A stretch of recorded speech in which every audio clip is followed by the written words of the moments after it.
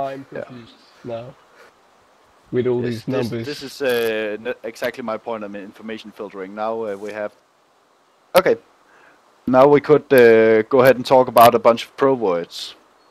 We've been talking about a few of them, and I have a very long list. How does people feel about that? Do you need to hear them, or do you just want to read them as we go along? Okay, we'll just talk about these then. We have this list of pro words. For instance, one that you often need to use is what's called say again. That's if you didn't understand what was said on the radio to you, or you didn't hear all of it. Then you used yeah, exactly. I was going to get to that. You only say again, meaning say what you just said again. If you say repeat, and you're on a fire support net, then that might be misinterpreted as shoot where you just shot again. And if you just used artillery to clear out of tree line, and then someone yells repeat on the fire mission net, then they're just gonna fire again, even though you're moving into that tree line. So be careful about using repeat. A lot of people will get pretty pissed at you for doing that. So always say repeat, not repeat. Fuck me. Say again. Never say repeat. Yeah, when I was if you have to say repeat, then you say repeat signal. But always just say again. It makes more sense. Yeah, when I was in an artillery unit, and that was an NJPable offense if you said repeat over radio. Yes, I'm sure I might want to explain what a NJP is. Non-judicial punishment: take your rank, take your pay, restrict you to your room, all that good stuff. Yeah. Okay, so we covered say again. The word Roger. Everyone knows what that means, right? Yeah. Wait, well, who's Roger? Yeah, who's this guy? Well, Roger is used in some countries to show that you understood a message. And I don't know why you would use that, but it means I understood a message, and then you would just gonna say Roger out, for instance. Then we have another guy named Wilco. That is that means that you have understood a message and you're going to, or you have understood an order and you're going to execute that order. Also known as will comply. Will comply to the given order on the net. Basically, Wilco and Roger means the same, because you're not gonna tell the platoon leader you're not gonna try to do what he tells you. You can tell him that it would be hard and you'll probably end up combat ineffective by trying, but you will obey his orders after you warned him. Unless it's completely game disrupting what he's saying. Okay. We have copy. There's a lot of versions of that.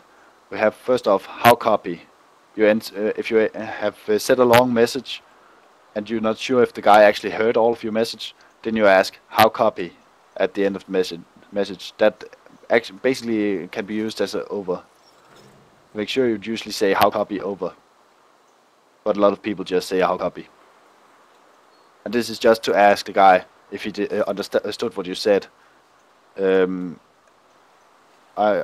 Honestly, over here we never assume that anyone has heard what we said. We always have to end with someone saying Roger out, so that we know the signal got through. But that's how it goes. Then you can reply with the when you say when you get asked how copy, then you can reply with solid copy or good copy, basically the same, or you can just say copy. But some people like to use an extra adverb to make it more cool or tactical.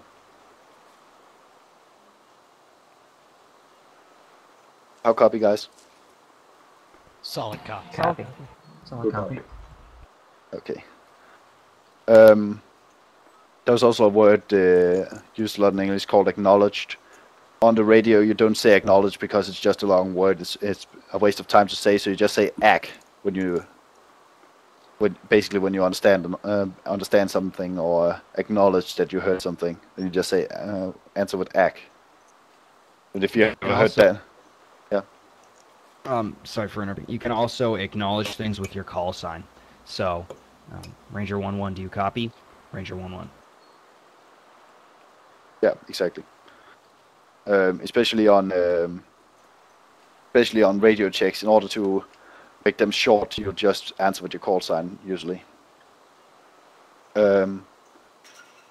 Let's move on down this death list. Oh, one other thing would be like if you're doing that, if you were given something fairly important, some numbers, you might read back a little bit of the numbers and then say your call sign. So something like grid 349382, Ranger 11. Yeah, we're also gonna get to that, but yes, especially if you're acting as a forward observer or a JTAG, it's very important that the numbers you give out is understood correctly. So almost all the time, if you're working in artillery, forward observation, or airplanes or JTAGing, every time you get numbers, you would do a read back. This is the idiot-proof way of doing it. If you just say copy, then the guy who sent you the numbers is not. You can't be sure that he sent you the right ones or you got the right ones. So always do a read back. That means that if I say our position is grid 1, 2, 3, 4, 5, 6. Let's just do it from the top. This is 3 over 1 cent. this is 3 here. I'm at grid 1, 2, 3, 4, 5, 6. Read back over. Yeah, this is 1 grid 1, 2, 3, 4, 5, 6. That way you know.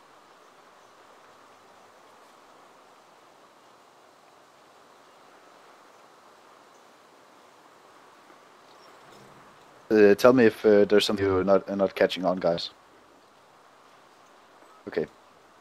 Then we have some an obvious one. Send, of course, means it's usually used when someone is calling you up and saying stand by for grid or stand by for something. Then you would reply with send when you're actually ready to run.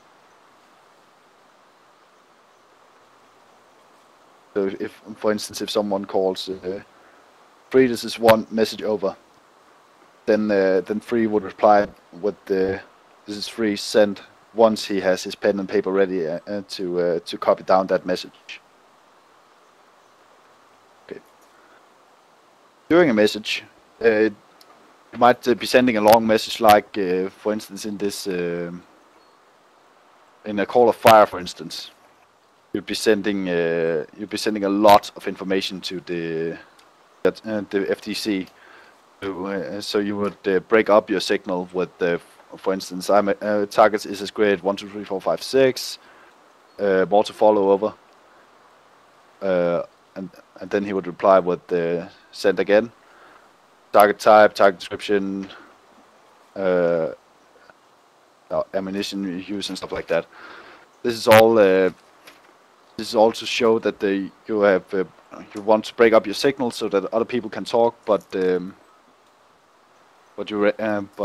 more in your message if no one else is going to interrupt you once you let loose of the button. We're gonna practice that a lot later, so don't worry about it. Break, we talked about that. Contact means we're engaged by enemies. Can be visual contact, means that you just have eyes on the enemy. It can be, if you just say contact, that means someone's shooting at you. Or you can have audio contact, which means you can hear enemy units nearby, but you can't see them. You just hear their engines or them shouting or something like that. Then we have a word like wait. It can be used for if you have something some information that you need. For instance, the platoon leader calls up third squad. He wants the grid. Then the third squad replies with wait. I don't know in America, but in Denmark the standard is if you say wait, you have to reply within 3 seconds, or say wait again. Then you have to reply within 3 seconds. Then say wait again, until you realize you can't give the answer within the allotted time, and then you say wait out. You immediately realize you can't give the answer, then you just say wait out. Means that I'm gonna get back to you on one because I don't have time right now. Could you also say standby? Yes, standby is the same as what?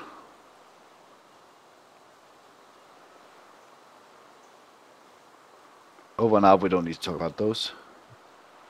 Repeat. As I said before, when you use the word repeat, and only say repeat, that means repeat last fire mission or or air support mission. So that's a word you're gonna have to think about when you use that. And it can basically be used on a fire team level too. When, for instance, you have an AT gunner allotted in your fire team for this, then he fires a round at a building.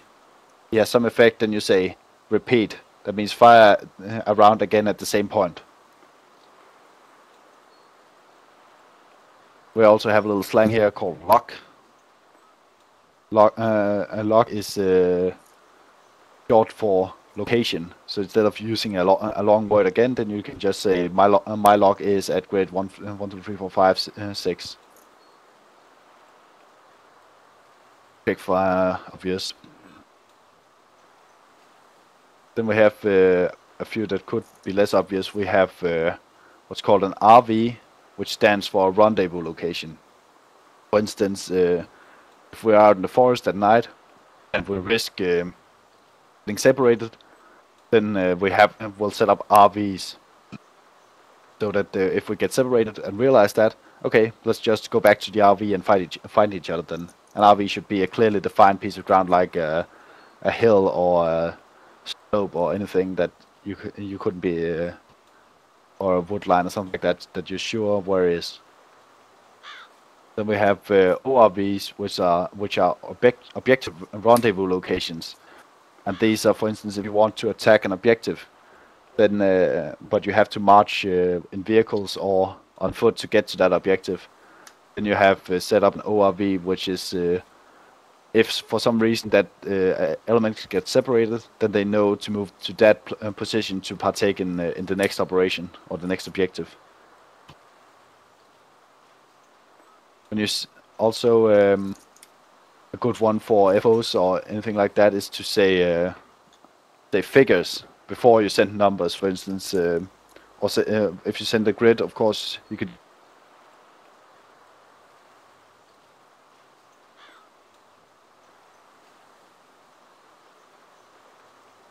Okay, I feel I'm talking too much here. You guys writing this down and listening up, or? Yes. Yes. Yes, sir. Yep. Okay. Can anyone tell me what Oscar Mike means? On the move. What does Charlie Mike mean?